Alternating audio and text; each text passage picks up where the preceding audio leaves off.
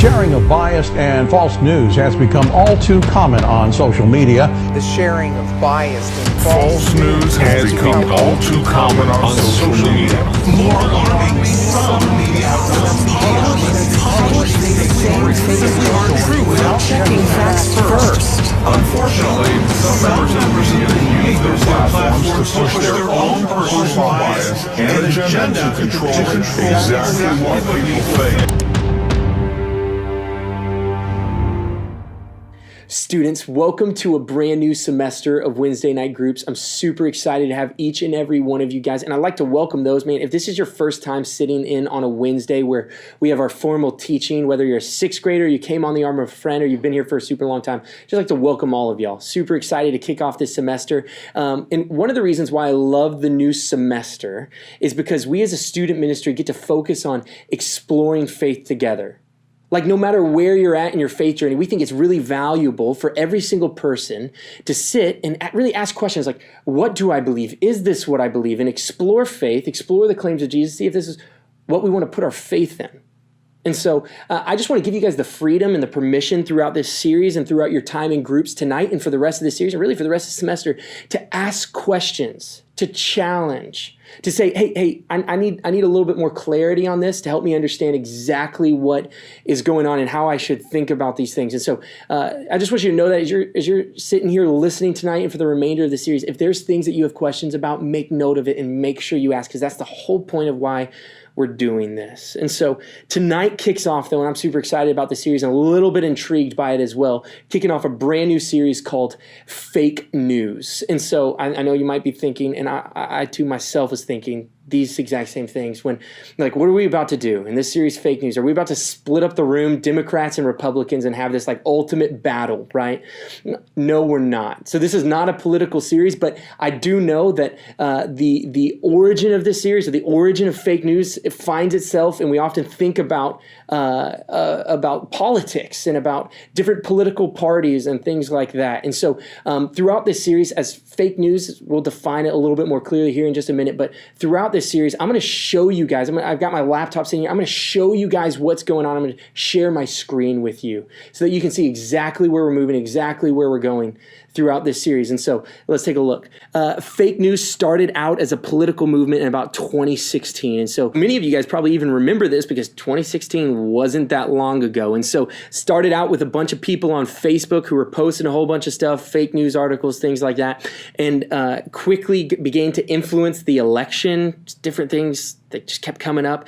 Donald Trump got a hold of it. It's probably one of the most prominent supporters of fake news. He even started handing out fake news awards to different reporters and things of that nature. It really became a political term, political icon. And so when we think fake news, we think of Donald Trump. We think of news, different news programs, and things of that nature.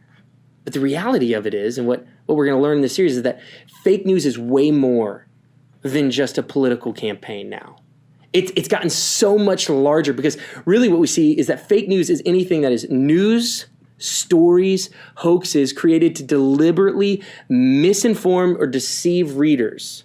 It really has been hijacked by culture.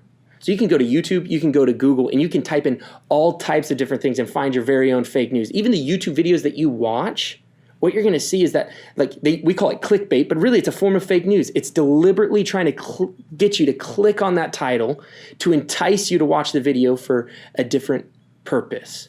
So fake news is anything that's either A, just not true, B, maybe manipulative, or C, all of the above. Here's the thing we really want to be careful, though, about. I want to be careful not to say that fake news is new, because really fake news is old news. While it has a title, while it's just been given this new title that we see incorporated with politics and things like that, and it's new to our vocabulary, fake news has been happening for a really long time. And it predates the 2016 election because people have been trying to manipulate us or trying to get us to believe a certain thing based on presenting a certain type of evidence. Does that make sense? And so we just want to be careful not to assume that fake news is brand new, because it's been around for a really long time and covering a lot of really, really large subjects, one of which we're going to begin to look at tonight and throughout this series. So let me pose this question to you. What about God? What about faith? What about the Bible? Ultimately, what about Jesus? Are these things fake news? Are these things that have been, these stories or news that has been told to deliberately manipulate or cause you to believe a certain thing? Or is there evidences behind believing in a God or a higher being? So tonight we're going to focus only on that first step. What about God? And so later on in the message, we'll start talking about the God of the Bible, because that's ultimately what I believe in what your small group leader believes, and hopefully many of you students believe. But we're going to just look at the idea of there being a God. Does that make sense? A higher being. And so one of the first steps is let's look to culture. Let's look and see what people think. And so I think that's an important step, because there's surveys and things that can be conducted that really help us understand what the majority of people believe in the world. And so what you can see is recent studies show that 80% of people acknowledge a higher being. 80%. That's a pretty big number. 10% believe in something, but maybe not a higher being. Okay, that one's kind of confusing to me, but we'll go ahead and move on. 10% do not believe in any God or higher being whatsoever. And so this 10%, they would call themselves atheists. And what I want to be careful is that we interpret this data correctly, because what we could do is we could just look at this and be like, 80% of people acknowledge the higher being. And since I'm a Christian, I like that number being really high. Like, I like it, the fact that 80% of the people believe in a higher being. And so we're going to roll with that. But the reality of it is that just because it's a really large number doesn't mean it's true. Because in this 10% down here that say they don't believe in a God, that they would say, hey, they would call themselves atheists, this 10%, even though it's a small number, what we'll find out and what you'll learn is that some of the most brilliant people, the most intelligent people in all the world exist in this 10%. And so asking the question why is really important in this conversation.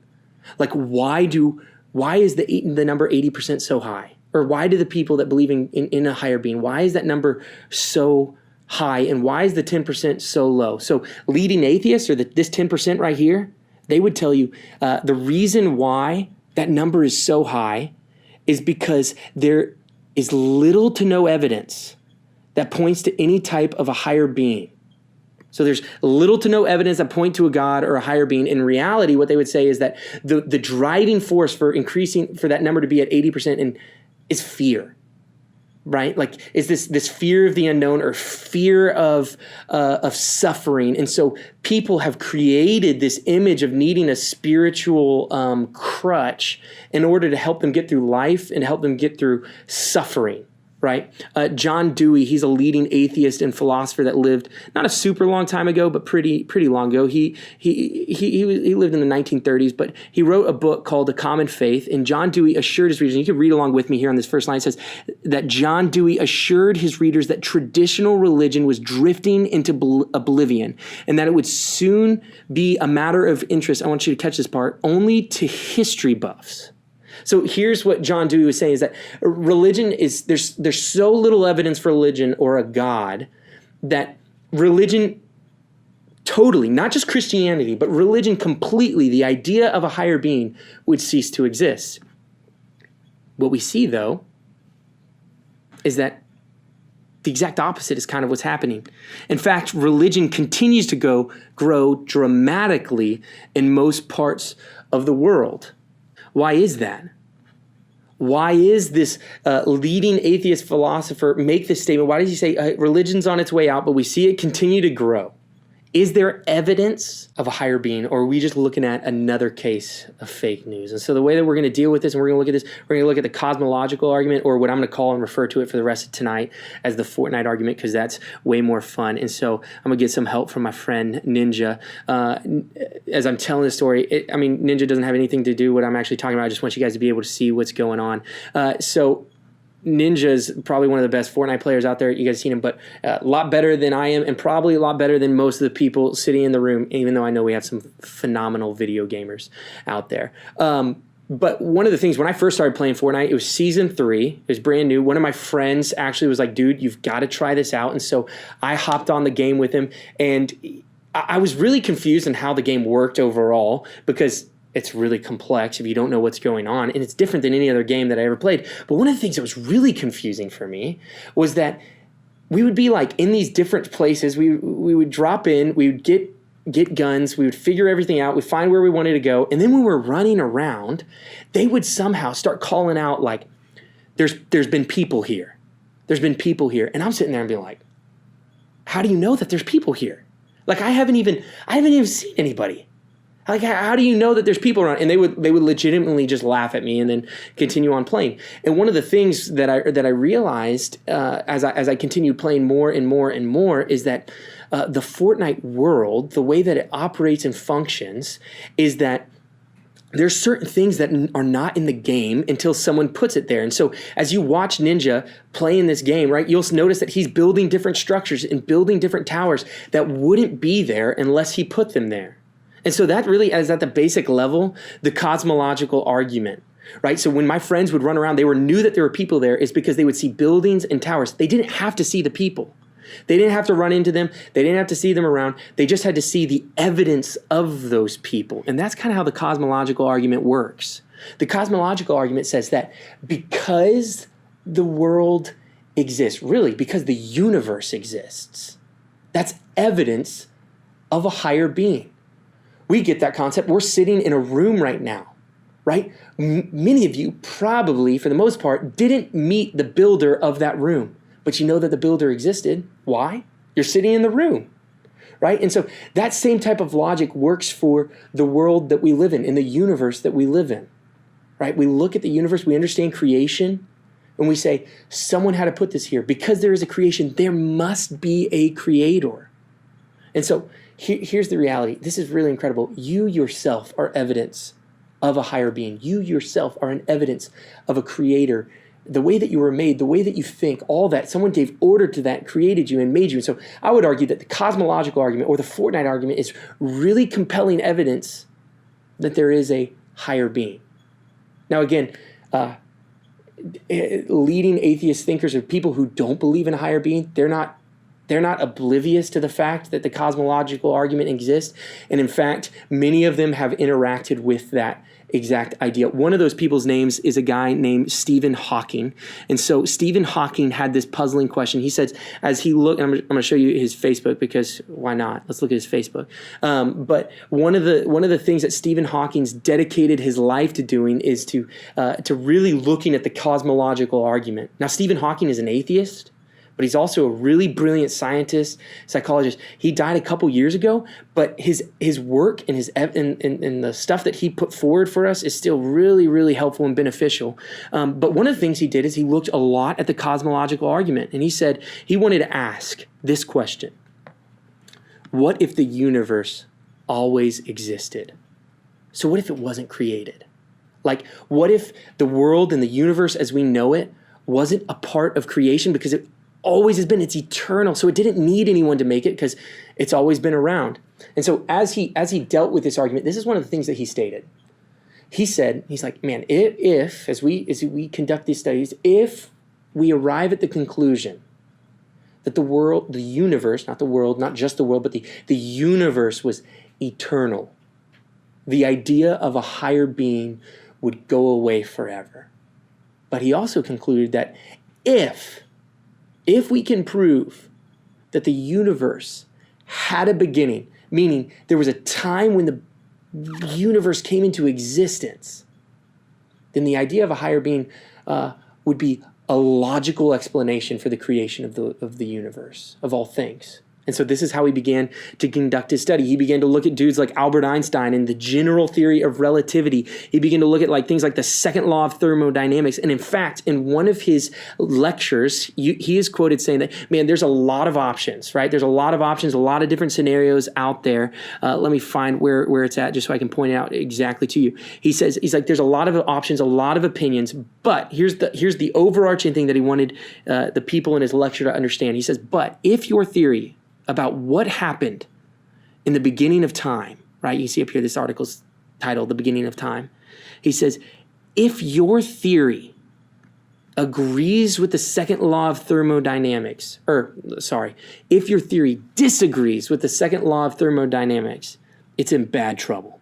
In fact, the theory that the universe has existed forever is in serious difficulty with the second law of thermodynamics. The second law states that disorder always increases with time. So here's what the second law of thermodynamics says. That's a really hard word to say a lot. But this is what it says. It says that over time, things move from a state of order to disorder. So Hawking's hypothesis is this, is that over time, if the world was eternal, it would have moved from a state of order to disorder. So we'd be living, if the world was eternal, we'd be living in just like a chaotic mess. In fact, life would be impossible. And at the end of this article, he goes through a bunch of different things, but I just want to skip to his conclusion. I mean, it's a really long thing. So his conclusion is this, that the conclusion of this lecture is this, that the universe has not existed forever. Rather, the universe and time itself had a beginning. And so even Hawking's an atheist. This man died saying, I don't believe in a higher being. I don't believe in God. I don't believe in faith. I don't believe in religion. I will find another way to explain the creation of the world. And you can look at his studies and what he thinks about that, but ultimately he arrived at this conclusion. The universe had a beginning. There was a moment when there was nothing and then something created. And again, I go back to the Fortnite argument and say that if something is there, something had to put it there. Nothing doesn't create something. And so I would argue that there's evidence for a higher being because of that. But here's where we're going to make the turn. Because ultimately, I am a Christian.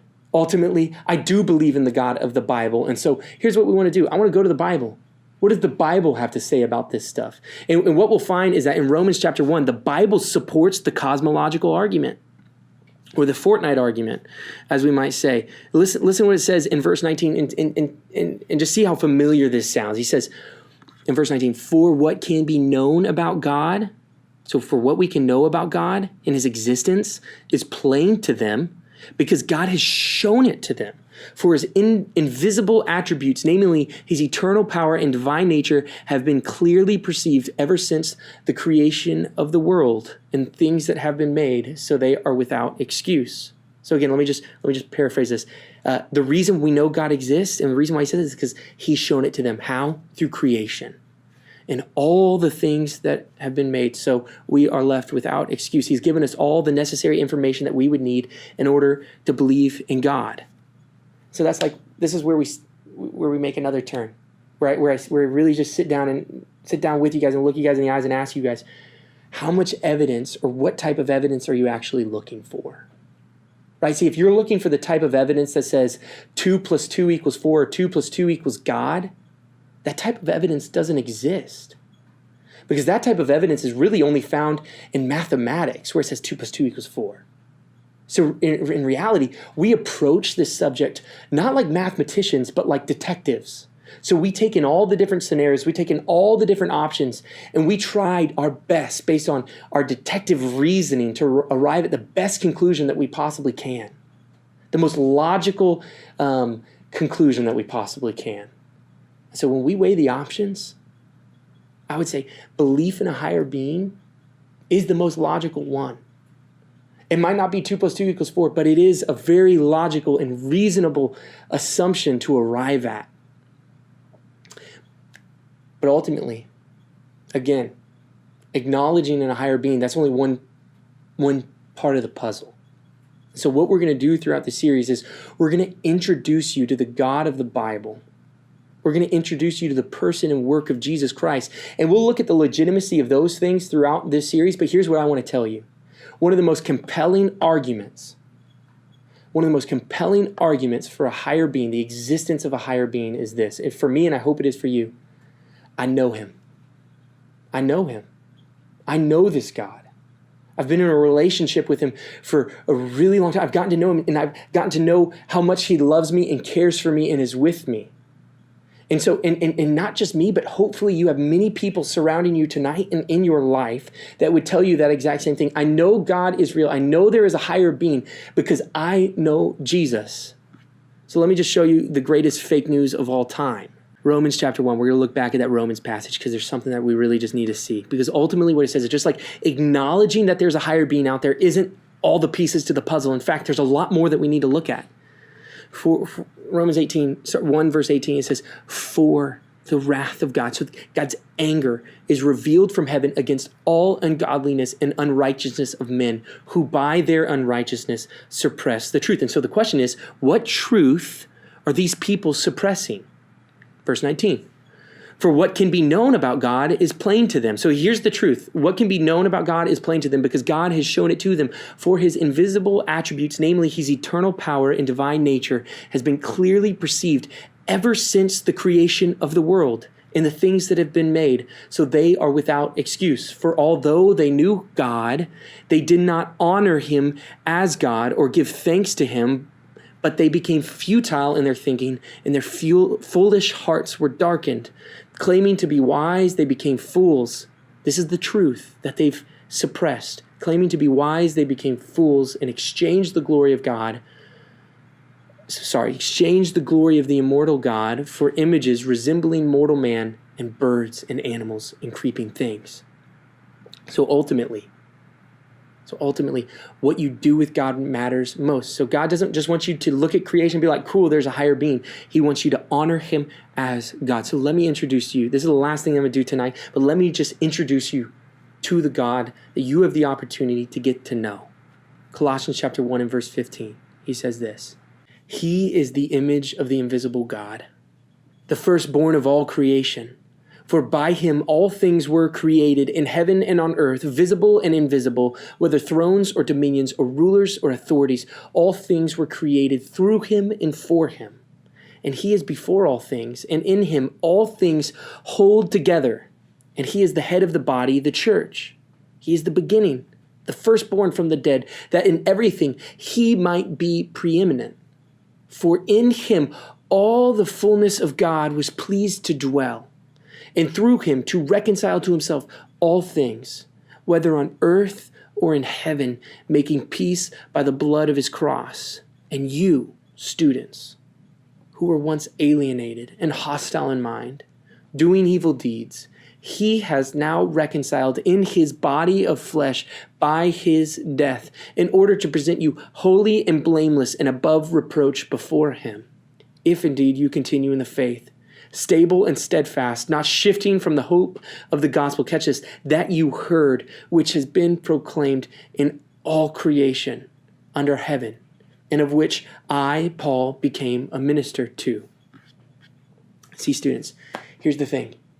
Jesus is what matters most. The fact that this text, Colossians, was talking about the person and work of Jesus. So Paul takes his idea in Romans and furthers the conversation here in Colossians and says, ultimately, the God that you need to get to know is Jesus, because ultimately, Jesus has pursued you.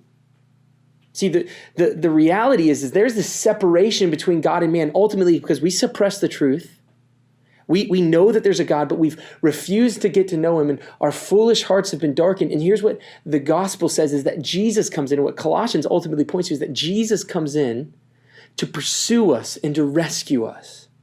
And so throughout this series and the rest of the series, we're going to bring you to that place where ultimately you get to look at the person and work of Jesus, because that in the end is what's going to change everything.